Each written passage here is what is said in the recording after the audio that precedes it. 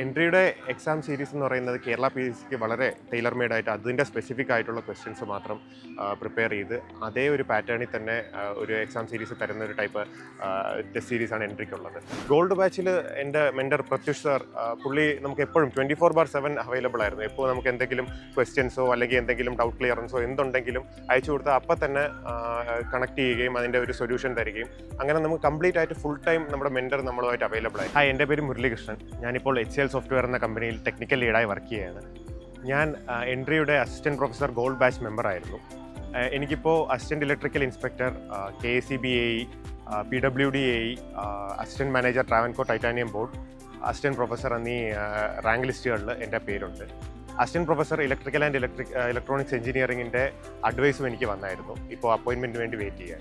ഞാൻ നേരത്തെ MTechനായിട്ട് ഗേറ്റിന് പ്രിപ്പയർ ചെയ്തിട്ടുള്ളതുകൊണ്ട് എൻ്റെ തിയറി സബ്ജക്റ്റുകൾ അതിന് കവേർഡ് ആയിരുന്നു.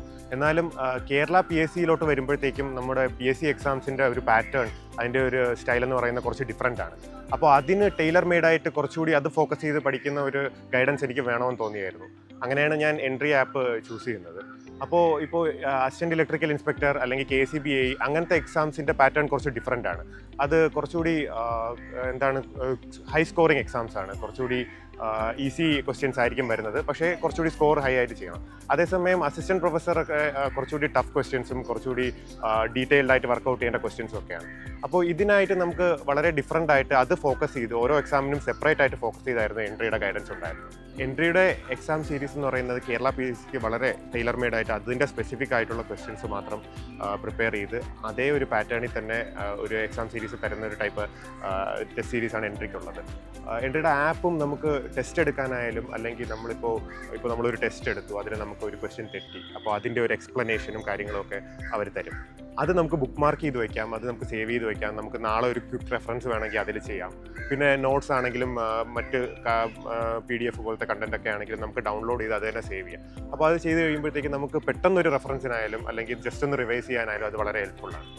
പ്ലസ് നമുക്ക് മെൻറ്റർ ആണെങ്കിൽ പോലും നമുക്ക് ആപ്പ് വഴിയല്ല, നമുക്ക് ഡയറക്റ്റ് കോൺടാക്ട് ചെയ്യാനും ഇപ്പോൾ നമുക്ക് ഒരു ക്വസ്റ്റ്യൻ അയച്ചാലോ അല്ലെങ്കിൽ നമുക്കൊരു ടോപ്പിക്കിൽ എന്തെങ്കിലും ഡൗട്ട് പോലെ തോന്നിയാലോ അപ്പോൾ തന്നെ നമുക്ക് കോൺടാക്ട് ചെയ്യുകയും അത് വളരെ പെട്ടെന്ന് തന്നെ അത് റിസോൾവ് ചെയ്യുകയോ അതിൻ്റെ അതിലൊരു സൊല്യൂഷൻ തരികയോ ചെയ്യുകയും ചെയ്യുമായിരുന്നു മെൻറ്റർ. അസിസ്റ്റൻറ്റ് ഇലക്ട്രിക്കൽ ഇൻസ്പെക്ടറിൻ്റെ ഗോൾഡ് ബാച്ചിലായിരുന്നു ഞാൻ ഉണ്ടായിരുന്നത്. അപ്പോൾ എനിക്ക് ആ ബാച്ചിൽ നിന്ന് മെയിനായിട്ട് എനിക്ക് ഹെൽപ്ഫുൾ ആയത് അതിൻ്റെ എക്സാം സീരീസുകൾ അല്ലെങ്കിൽ ടെസ്റ്റ് സീരീസുകൾ എൻട്രിയുടെ ഉണ്ടായിരുന്നു. അത് വളരെ കേരള PSCയുടെ ക്വസ്റ്റ്യൻ പാറ്റേണുമായിട്ട് വളരെ അടുത്ത് കിടക്കുന്ന ഒരു എക്സാം സീരീസ് ആയിരുന്നു. അത് വർക്കൗട്ട് ചെയ്തത് എനിക്ക് ഒരുപാട് ഹെൽപ്ഫുൾ ആയിരുന്നു. ആ കേരള PSCയുടെ തന്നെ ഒരു എക്സാം പാറ്റേൺ മനസ്സിലാക്കാനും ആ രീതിയിൽ ക്വസ്റ്റ്യൻ വർക്കൗട്ട് ചെയ്ത് പോകാനും. പിന്നെ പ്രീവിയസ് ഇയർ ക്വസ്റ്റ്യൻസും അതിൻ്റെ ഒരു കളക്റ്റീവ്സും സൊല്യൂഷൻസും എല്ലാം അതിനകത്തുണ്ടായിരുന്നു. പിന്നെ ഒരു അഡ്വാൻറ്റേജ് ഉണ്ടായിരുന്നത് ഒരു മെൻറ്ററുമായിട്ടുള്ള ഒരു ആക്സസ് ആയിരുന്നു. ഗോൾഡ് ബാച്ചിൽ എൻ്റെ മെൻറ്റർ പ്രത്യുഷ് സാർ, പുള്ളി നമുക്ക് എപ്പോഴും 24/7 അവൈലബിൾ ആയിരുന്നു. എപ്പോൾ നമുക്ക് എന്തെങ്കിലും ക്വസ്റ്റ്യൻസോ അല്ലെങ്കിൽ എന്തെങ്കിലും ഡൗട്ട് ക്ലിയറൻസോ എന്തുണ്ടെങ്കിലും അയച്ചു കൊടുത്താൽ അപ്പം തന്നെ കണക്ട് ചെയ്യുകയും അതിൻ്റെ ഒരു സൊല്യൂഷൻ തരികയും അങ്ങനെ നമുക്ക് കംപ്ലീറ്റ് ആയിട്ട് ഫുൾ ടൈം നമ്മുടെ മെൻറ്റർ നമ്മളുമായിട്ട് അവൈലബിൾ ആയിരിക്കും. അതൊരു വളരെ ഹെൽപ്ഫുൾ ആയിട്ടൊരു ഫീച്ചറായിട്ടാണ് എനിക്ക് തോന്നിയിരുന്നത്. എൻ്റെ നമുക്ക് ഇലക്ട്രിക്കൽ എഞ്ചിനീയറിംഗ് അല്ലെങ്കിൽ എല്ലാ എഞ്ചിനീയറിംഗിലും നമ്മുടെ കേരള സ്റ്റേറ്റ് ഒരുപാട് വേക്കൻസികൾ കൊണ്ടുവരുന്നുണ്ട്.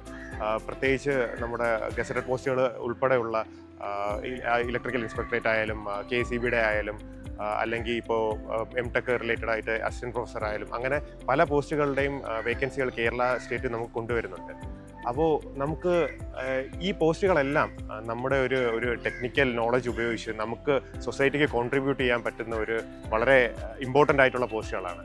അപ്പോൾ നമ്മുടെ ഇപ്പോഴത്തെ യൂത്ത് നമ്മുടെ ഒരു എഞ്ചിനീയറിംഗ് പഠിച്ചതിന് ശേഷം നമുക്ക് നമ്മുടെ സൊസൈറ്റിക്ക് തന്നെ നമുക്ക് കോൺട്രിബ്യൂട്ട് ചെയ്യാനും അതിനെ ഒന്ന് അപ്ലിഫ്റ്റ് ചെയ്ത് കൊണ്ടുവരാനുള്ള ഒരുപാട് ഓപ്പർച്യൂണിറ്റീസ് നമ്മുടെ ഗവൺമെൻറ് തന്നെ നമുക്ക് പ്രൊവൈഡ് ചെയ്യുന്നുണ്ട് ഇങ്ങനെ പല കോഴ്സുകളായിട്ട്. അപ്പോൾ ഇത് നമുക്ക് ചൂസ് ചെയ്ത് ഇതിലോട്ട് പോകാൻ പറ്റുകയാണെന്നുണ്ടെങ്കിൽ നമുക്ക് കോൺട്രിബ്യൂട്ട് ചെയ്യാം. മാത്രമല്ല ഇത് വളരെ നമുക്ക് നല്ലൊരു സാലറി വൈസ് ആയാലും മറ്റ് പെർക്സ് ആയാലും നമുക്ക് വളരെ സെക്യൂറും നല്ലൊരു വർക്ക് എക്സ്പീരിയൻസും തരുന്ന ഒരു ജോബാണ്. അപ്പം ഇതിലേക്ക് നമുക്ക് പോകുന്നത് നമ്മുടെ സൊസൈറ്റിക്കായാലും ഗവൺമെൻറ്റിനായാലും നമ്മളൊരു നല്ല കോൺട്രിബ്യൂഷൻ കൊടുക്കാൻ പറ്റും. ഈ എല്ലാ കോഴ്സുകളുടെ ഇൻ്റർവ്യൂസ് ഓരോ പൊസിഷൻസിൻ്റെ ഇൻ്റർവ്യൂസ് ഡിഫറൻ്റ് ആണ്. നമുക്കിപ്പോൾ ഇൻസ്പെക്ടറേറ്റ് ആണെങ്കിൽ അവർ നമ്മുടെ നിന്ന് പ്രതീക്ഷിക്കുന്നത് പോലെയല്ല KSEBയിൽ അവർ പ്രതീക്ഷിക്കുന്നത്. അതുപോലെ ആയിരിക്കത്തില്ല നമുക്ക് അസിസ്റ്റന്റ് പ്രൊഫസറിൽ പ്രതീക്ഷിക്കുന്നത്. ഇപ്പോൾ ഇൻസ്പെക്ടറേറ്റിൻ്റെ കാര്യം എടുത്തു കഴിഞ്ഞാൽ അവർ പ്രതീക്ഷിക്കുന്ന കുറച്ചുകൂടി ഇൻഡെപ്ത് നോളജ്, സബ്ജക്ട് നോളജ്, ഇലക്ട്രിക്കലിൽ തന്നെ കുറച്ചുകൂടി ഡീറ്റെയിൽ ആയിട്ട് ചോദിക്കുന്നത്, അതൊക്കെയാണ് അവർ പ്രതീക്ഷിക്കുന്നത്. അതേസമയം നമ്മൾ KSEBയിലോട്ട് വരുമ്പോൾ അവർ കുറച്ചുകൂടി KSEBയെ പറ്റിയും അതിൻ്റെ പ്രോസസ്സുകളെ പറ്റിയും എങ്ങനെയാണ് ഇൻ ജനറൽ നമ്മുടെ ട്രാൻസ്മിഷൻ ആയാലും ഡിസ്ട്രിബ്യൂഷൻ ആയാലും ആ ഒരു ലൈൻ എങ്ങനെയാണ് ഇൻ ജനറൽ വരുന്നതെന്നും ഒരു പൊതുവായ ഒരു അവയർനെസ് കൂടി അവരവിടെ എക്സ്പെക്ട് ചെയ്യുന്നുണ്ട്. അതേസമയം പ്രൊഫസർ ഇതാണെന്നുണ്ടെങ്കിൽ നമുക്ക് ഒരു ടോപ്പിക്കിൻ്റെ തന്നെ വളരെ ഡീറ്റെയിൽഡ് ആയിട്ടുള്ള ഒരു കൺസെപ്റ്റിൻ്റെയോ അല്ലെങ്കിൽ ഡീറ്റെയിൽഡ് ആയിട്ടുള്ള ഒരു ഇതും അതിൻ്റെ കൂടെ തന്നെ വളരെ ബേസിക് അണ്ടർസ്റ്റാൻഡിങ്ങും അവർ ടെസ്റ്റ് ചെയ്യുന്നുണ്ട്.